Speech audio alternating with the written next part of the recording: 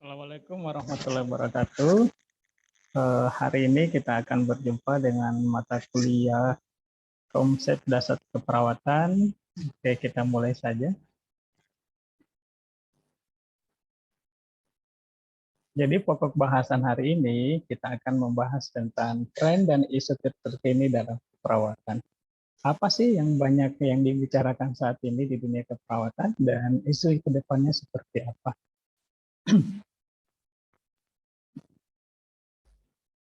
Apa yang dimaksud dengan tren dan isu? Jadi, secara definisi, tren adalah suatu yang sedang dibicarakan oleh banyak orang saat ini, dan kejadian berdasarkan fakta. Ini tren, jadi saat ini dan ada faktanya. Sedangkan isu itu yang sesuatu yang sedang dibicarakan oleh banyak orang, namun belum jelas faktanya atau buktinya. Jadi perbedaannya, kalau tren itu saat ini, kalau isu yang belum ada faktanya dan yang terjadi akan masa akan datang. Tren dan isu keperawatan adalah suatu yang sedang dibicarakan banyak orang tentang praktek atau mengenai keperawatan baik berdasarkan fakta maupun tidak. Tren dan isu keperawatan tentunya menyangkut aspek legal dan etis keperawatan. Maksudnya apa? Apakah yang dibicarakan saat ini itu ada aturannya tidak dalam pedoman di keperawatan, baik yang berlaku secara internasional maupun di Indonesia sendiri. Secara etis, etis itu menyangkut aspeknya apakah ini tidak merugikan orang lain, apakah ini menyangkut kebaikan orang lain. Terus perkembangan dunia kesehatan ini sangat pesat sehingga teknologi yang dihasilkan sangat canggih baik dalam dunia kedokteran maupun dalam dunia kesehatan secara umumnya. Dalam hal apa? Misalnya untuk mengidentifikasi penyakit dan pengobatan penyakit. Nah, perawat juga harus paham dan mengerti tentang perkembangan teknologi dalam dunia kesehatan dan kedokteran. Jadi misalnya, mungkin kalian pernah dengar video namanya virtual reality, di mana kalau misalnya kita belajar anatomi fisiologi itu kita menggunakan kacamata Google Glass. Jadi kita seolah-olah di hadapan kita itu sedang membayangkan berhadapan dengan real pasien. Sebenarnya ada aplikasinya, sudah ditawarkan juga di pihak kampus, nanti Bapak akan sosialisasikan. Kemudian perawat, termasuk juga perawat itu harus meningkatkan pendidikan dan pengetahuannya. Pasien atau klien, dan saat ini terjadi ya, pasien dan klien itu maupun keluarga klien itu akan mudah mengakses informasi tentang kesehatan melalui handphone. Jadi dengan mudahnya akan searching, kemudian melihat informasi yang mereka butuhkan. Namun yang harus diketahui, apakah informasi yang didapatkan di internet atau melalui googling itu sesuai dengan fakta atau kajian keilmuan. Karena tidak bisa dipungkiri, berita bohong atau hoax itu banyak terjadi dalam dunia kesehatan juga, tidak masalah politik. Terlebih saat ini yang berkaitan dengan pandemi. Yang lagi tren ini adalah vaksinasi.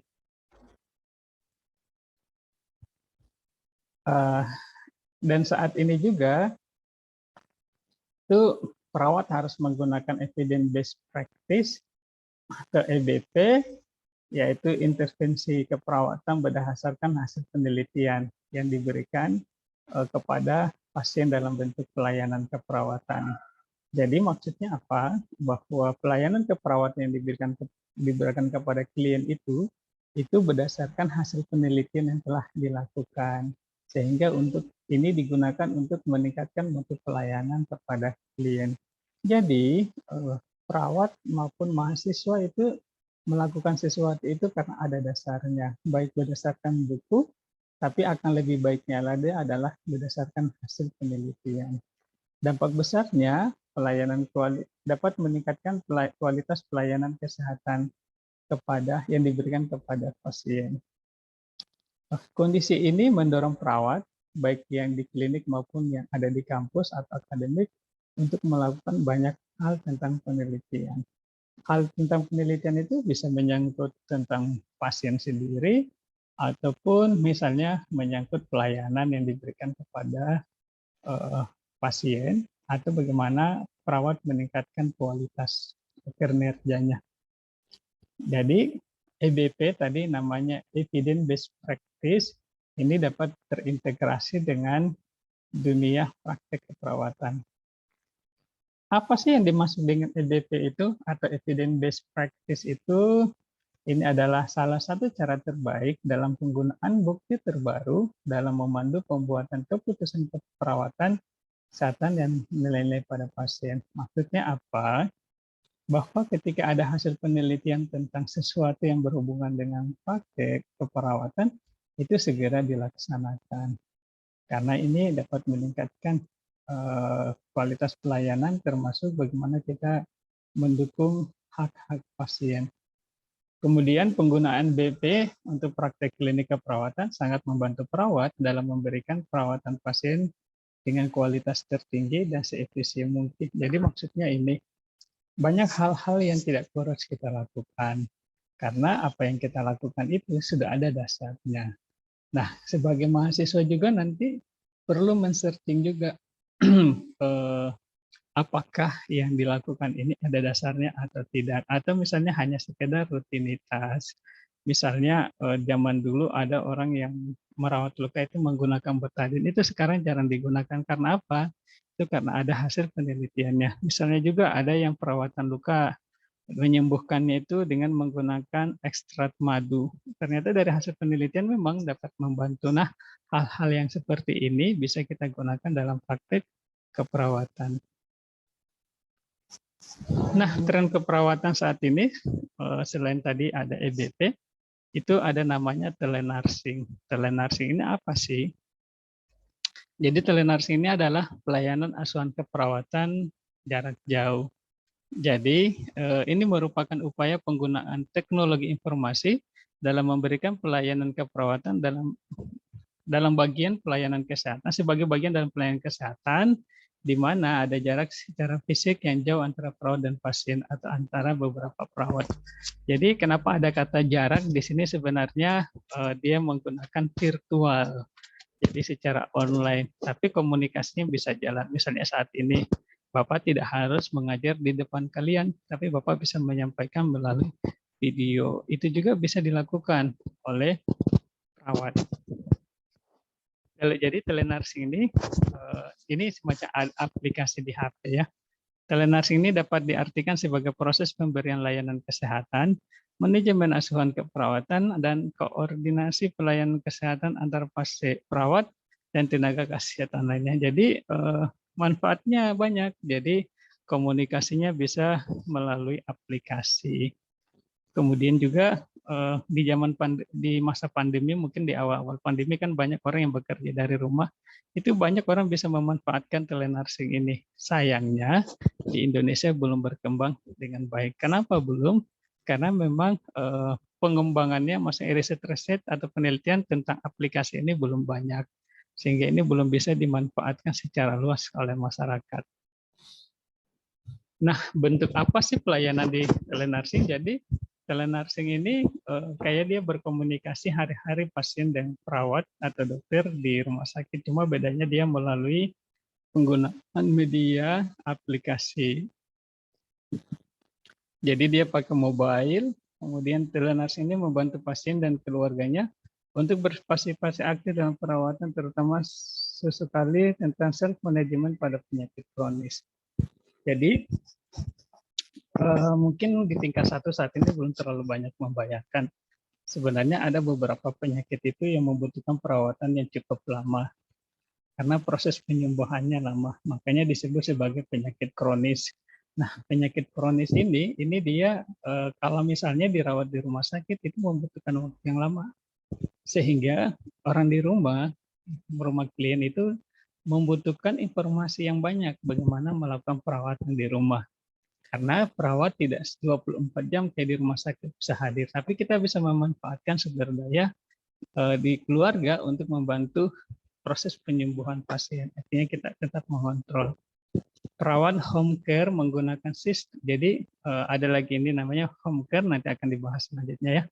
menggunakan sistem yang memberikan izin untuk jadi pelayanannya itu bagaimana perawat ini bisa memonitor keadaan fisiologisnya di rumah, kemudian tekanan darahnya bisa dilihat. Kan sekarang menggunakan aplikasi ada itu untuk mengukur tekanan darah, atau misalnya dengan menggunakan termometer, dengan menggunakan tensi digital. Kalau orang awam pun bisa menggunakan itu.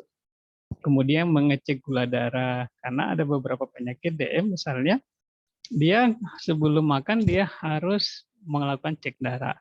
Pada saat selesai makan juga dia harus melakukan cek darah. Apakah ada implikasinya dengan kesehatannya. Kemudian timban barat, dan semuanya itu dilakukan melalui proses lain. Maksudnya begini, pelaporannya secara online, tapi pasien melakukannya secara langsung, tapi dengan bimbingan kita. Kemudian juga ada proses interaktif ini antara pasien dengan perawat. Kemudian apa tugas-tugas yang harus dilakukan perawat juga ada, bisa dikonsultasikan. Kemudian keluarga pasien juga bisa berkonsultasikan tentang kondisi si klien. Kemudian misalnya juga ada perawat yang keluarga pasien yang post op orasi, dia ada balutan kemarin. Jadi daripada dia bolak-balik ke rumah sakit, sebenarnya untuk mengganti balutan itu masih bisa dilakukan oleh keluarga. Nanti itu diajari oleh perawat bagaimana untuk melakukan perawatan. Termasuk juga suntik insulin. Ada kan yang menyuntik insulin ya secara mandiri. Kemudian misalnya kalau ada pasien sesak napas, apa yang harus dilakukan?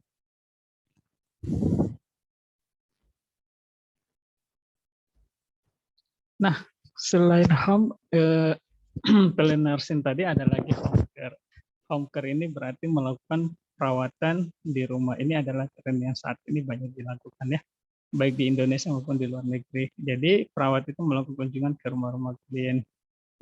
Selama gunanya untuk apa? Itu jadi jelas latar belakangnya itu karena sekarang kebutuhan akan perawatan di rumah itu sangat tinggi. Ke depan juga pasti akan sangat tinggi. Karena tadi banyak kondisi pasien yang sudah dibolehkan pulang ke dari rumah sakit, tapi kondisinya belum sehat penuh, dan ini harus membutuhkan tindak lanjut dari seorang perawat. Misalnya ada pasien yang baringnya terlalu lama, namanya patira baring, kemudian pasien-pasien dengan penyakit kronis, CPOD, ini penyakit paru obstruksi menahun, kemudian ada gagal jantung, jangkit bawaan, penyakit degeneratif, misalnya Parkinson, Alzheimer, amyotropik lateral sklerosis, dan yang dirawat di rumah sakit, dirawat di rumah, tapi perawat dapat melakukan kunjungan. Manfaatnya cukup banyak, misalnya dari home care itu dia mengurangi biaya perawatan di rumah sakit, mengurangi hari perawat di rumah sakit, kemudian meningkatkan jumlah cakupan pelayanan keperawatan dalam jumlah yang lebih besar. Jadi karena didatangi, makanya banyak masyarakat akan mendapatkan manfaat dari kunjungan. Namun harus diketahui bahwa pelaksanaan home care ini harus mengikuti aturan yang ada. Untuk saat ini memang home care ini belum diberikan kewenangan pada D3, harus lulusannya nurse. Kemudian juga tren-tren yang saat ini menggunakan aplikasi berbasis Android, kemudian meningkatkan penutup pelayanan rumah sakit melalui akreditasi, kemudian klien dan keluarga dengan mudahnya mendapat informasi melalui Googling. Jadi ini yang harus kita hati-hati, jangan sampai masyarakat percaya dengan hoax yang beredar. Sosial media bisa kita gunakan untuk promosi kesehatan, tapi juga sosial media bisa menjadi ancaman bila ada pelayanan kesehatan yang tidak sesuai. Jadi masyarakat akan mudahnya memposting, menceritakan hal-hal yang buruk mengenai fasilitas kesehatan. Perawat juga Indonesia juga harus menyadari bahwa berbagai banyak perubahan di luar. Kemudian perawat itu sudah meningkatkan akreditasinya di rumah sakit ya. Kemudian jenjang karir perawat. Kemudian perawat itu yang bekerja harus sudah memiliki STR. Saat ini ketentuannya harus lulus uji kompetensi baru diwisuda. Itu sudah berlaku tahun ini dan akan terus berlaku seperti itu. Jadi mahasiswa harus siap betul-betul menyiapkan diri untuk mengikutinya. Uji kompetensi hingga bisa lulus. Kemudian pasien dan keluarga semakin menurut jumlah yang maksimal. Jadi perawat dan maksudnya pasien dan keluarga dia membutuhkan bahwa tidak sekedar dilayani apa adanya, tapi harus betul maksimal, apalagi yang kelas-kelas tinggi ya. Kemudian informasi hoax banyak berada di masyarakat. Kemudian isu dalam keperawatan sendiri sebenarnya banyak hal, misalnya tentang euthanasia itu banyak dibicarakan di dilema etik. Kemudian juga ada RJP. RJP ini adalah ketika misalnya pasien akan meninggal, apakah dia keluarganya menyetujui dilakukan resusitasi. Kemudian hal-hal lain lagi, tapi intinya bagaimana itu harus sesuai dengan aspek legal etik dan aspek legal dan etik keperawatan. Oke, demikian kuliah kita hari ini. Silakan mengisi komen sebagai bukti kehadiran dan jangan lupa menyelesaikan tugas sebagai bukti bahwa kalian paham dengan materi yang Bapak sampaikan, tidak sekedar nonton dan komen. Demikian, Assalamualaikum warahmatullahi wabarakatuh.